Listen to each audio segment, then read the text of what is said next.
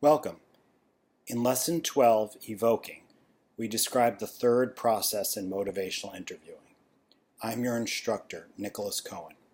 We have described so far in this third section, applying MI, the engaging process, where we seek to establish a working relationship by open questions and reflective listening, placing the person's priorities first. Then we describe the focusing process, where the person explores their perspective on a potential target for behavior change, and you seek to understand that perspective, again with open questions and reflective listening. We now turn to the evoking process, the third process in MI. In the evoking process, the goal is to bring out and amplify the person's reasons that change is important, and to bring out their confidence that change is possible. When we decide to embark on anything in our lives, we need two things: a belief that the thing is important and the confidence that we can do it.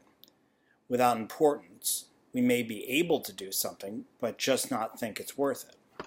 Without confidence, we may consider a change important, but not attempt it because we don't think it's possible. In motivational interviewing, we're seeking to bring out importance and confidence that are already present in the person. Having them articulate their importance and their confidence for change, the change talk on their internal committee, is the way that people can talk themselves into changing.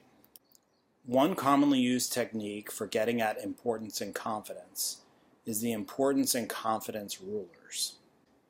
Starting with importance, you ask, on a scale of 1 to 10, 1 being not at all important and 10 being extremely important, how important is it to you to cut back on your donuts? Let's suppose Homer says 5. You next ask, why are you at a 5 and not at a lower number like a 3? You're asking him to argue for why change is important, to voice the side of the pro-change members on his internal committee. It isn't you telling him why change is important. He'll respond with why change is important to him. And often this question will get at core values, motivations for change. You respond with at least 2 reflections, and here I seek to make my reflections a guess about his core values.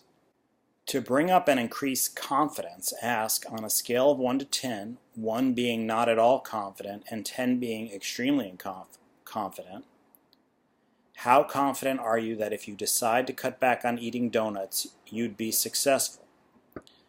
Let's say he responds with a 7. You ask, why are you at a 7 and not at a lower number, like a 5? He'll respond why he's confident that he could succeed. You're asking him to argue for why change is possible, to side with the pro-change members on his internal committee. Often this question gets at his strengths, his sense that he's able to make positive change in his life. And you respond with at least 2 reflections. Here, I seek to make my reflections a guess about his strengths.